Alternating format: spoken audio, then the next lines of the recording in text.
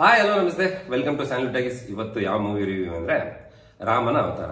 ಈ movie online ಕತೆ ಏನಪ್ಪಾ ಅಂತಂದ್ರೆ, ಹೀರೋ ಬಂದು ಊರು ಉದ್ಧಾರ ಮಾಡ್ತೀನಿ ಅಂದ್ಬಿಟ್ಟು ಸೋಷಿಯಲ್ ವರ್ಕ್ ಗಳನ್ನೆಲ್ಲ ಮಾಡ್ಕೊಂಡು ತಿರ್ಗಾಡ್ತಿರ್ತಾರೆ.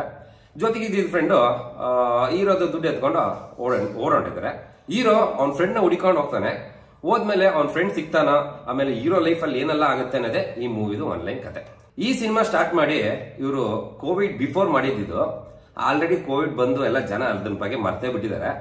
ಆದ್ರೆ ಇಷ್ಟು ವರ್ಷ ತಗೊಂಡ್ರು ಈ ಸಿನಿಮಾ ರಿಲೀಸ್ ಮಾಡಕ್ಕೆ ಏನಾದ್ರು ಪ್ರೊಡ್ಯೂಸರ್ಗೆ ಏನಾದ್ರು ಫೈನಾನ್ಷಿಯಲಿ ಪ್ರಾಬ್ಲಮ್ ಆಯ್ತಾ, ಇಲ್ಲ ಬೇರೆ ಏನಾದ್ರು ತೊಂದರೆಗಳಾಯ್ತಾ, ಇಲ್ಲಾಂದ್ರೆ ಈ ಸಿನಿಮಾದಲ್ಲಿ ಆನ್ಲೈನ್ ಇದ್ದಂಗೆ ಅವ್ರ ಫ್ರೆಂಡ್ ನ ರಿಯಲ್ ಲೈಫ್ ಅಲ್ಲೇ ಹುಡುಕ್ತಾ ಇದ್ರ, ಅದು ಗೊತ್ತಿಲ್ಲ. ಒಟ್ನಲ್ಲಿ ಇವತ್ತು ಈ ಸಿನಿಮಾ ರಿಲೀಸ್ ಆಗಿದೆ. ಈ ಸಿನಿಮಾ ಹೆಂಗಿದೆ ಅಂತ ನಾನು ನಿಮ್ಮ ಹತ್ರ ಹಂಚ್ಕೊಂತೀನಿ. ಈ ಸಿನಿಮಾದ ಮೊದಲನೇ ಪಾಸಿಟಿವ್ ಪಾಯಿಂಟ್ ಏನಪ್ಪಾ ಅಂತಂದ್ರೆ, ಹೀರೋ ಅದೇ ರಿಷಿ ಅವರು ಬಂದು ಒಂದು ಒಳ್ಳೆ ಹ್ಯೂಮರ್ ಇರುವಂತ ಸೆನ್ಸ್ ಇರೋ ಪರ್ಸನ್. ಅದೆಲ್ಲ ಪರ್ಫಾರ್ಮೆನ್ಸ್ ಕೂಡ ಈ ಸಿನಿಮಾಗೆ ಇಂಪಾರ್ಟೆಂಟ್ ಅಂತಾನೆ ಹೇಳ್ಬೋದು. ಇವರ ಆಕ್ಟಿಂಗ್ ಇಂದಾನೆ ಈ ಸಿನಿಮಾ ಸ್ಟಾರ್ಟಿಂಗ್ ಇಂದ ಎಂಡ್ ವರೆಗೂ ನಮ್ಮನ್ನ ಕೂರ್ಸ್ಕೊಂಡು ಹೋಗುತ್ತೆ.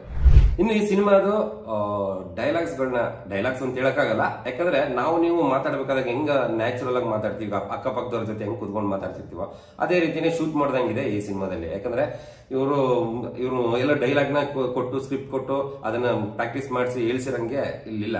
ಬಟ್ ಏನಂದ್ರೆ ನ್ಯಾಚುರಲ್ ಆಗಿ ಒಂದು ಅಟೆಂಪ್ಟ್ ಮಾಡಿದ್ದಾರೆ. ಅದು ಕೂಡ ಈ ಸಿನಿಮಾಗೆ ಒಂದು ಪಾಸಿಟಿವ್ ಪಾಯಿಂಟ್ ಅಂತಾನೆ ಹೇಳ್ಬೋದು. ಇನ್ನು ಈ ಸಿನಿಮಾದ ನೆಗೆಟಿವ್ ಪಾಯಿಂಟ್ ಬರೋದಾದ್ರೆ ವಿಜುವಲ್ಸ್ ಗಳನ್ನ ಹೇಳಲೇಬೇಕು. ಯಾಕಂದ್ರೆ ಇವರು ಒಂದು ಹಳೆ ಸಿನಿಮಾ ಹೆಂಗ್ ಮಾಡಿದ್ರು ಅದೇ ರೀತಿ ಸ್ವಲ್ಪ ವಿಜುವಲ್ಸ್ ಅಲ್ಲಿ ಸ್ವಲ್ಪ ಡಲ್ ಆಗಿದೆ. ಇವರೇನ ಸ್ವಲ್ಪ ಕ್ವಾಲಿಟಿಗೆ, ಈಗೆಲ್ಲ OTT-ಗೆ ಬರ್ತಾ ಇರೋ ಮೂವೀಸ್ ಗಳೆಲ್ಲ ಕಾಂಪಿಟೇಷನ್ ಅಲ್ಲಿ ಕ್ವಾಲಿಟಿಗಳನ್ನ ಕೊಡ್ತಾ ಇದಾರೆ. ಬಟ್ ಇವರು ಇದ್ರ ಬಗ್ಗೆ ಸ್ವಲ್ಪ ಕಾನ್ಸಂಟ್ರೇಷನ್ ಇಟ್ಟು ಸ್ವಲ್ಪ ವಿಜುವಲ್ಸ್ ನ ಚೆನ್ನಾಗಿ ಕೊಟ್ಟಿದ್ರೆ ಸ್ವಲ್ಪ ನಮ್ಗೆ ಇನ್ನೂ ನೋಡೋದಕ್ಕೆ ಇನ್ನೂ ಖುಷಿ ಆಗೋದು. ಸೊ ಅದೊಂದ್ರಲ್ಲಿ ಸ್ವಲ್ಪ ಎಡವಿದ್ದಾರೆ ಅಂತಾನೆ ಹೇಳ್ಬೋದು. ಇನ್ನು ಸಾಂಗ್ಸ್ ಸೂಪರ್ ಅನ್ನೋ ತರ ಏನಿಲ್ಲ, ಓಕೆ, ಏನೋ ಒಂದು ಸಿನಿಮಾ ರನ್ ಥ್ರೂ ಅಲ್ಲಿ ಓಕೆ ಅನ್ನೋ ತರ ನಾವು ನೋಡ್ಕೊಂಡು ಹೋಗ್ಬೋದು ಅಷ್ಟೇ. ಓವರ್ ಆಲ್ ಈ ಸಿನಿಮಾ ಹೇಗಿದೆಯಪ್ಪ ಅಂತ ನೀವು ಕೇಳಿದ್ರೆ, ಇವಾಗಂತೂ ಈ ವಾರ ಅಂತೂ ಯಾವ ದೊಡ್ಡ ಸಿನಿಮಾಗಳು ಬಂದಿಲ್ಲ.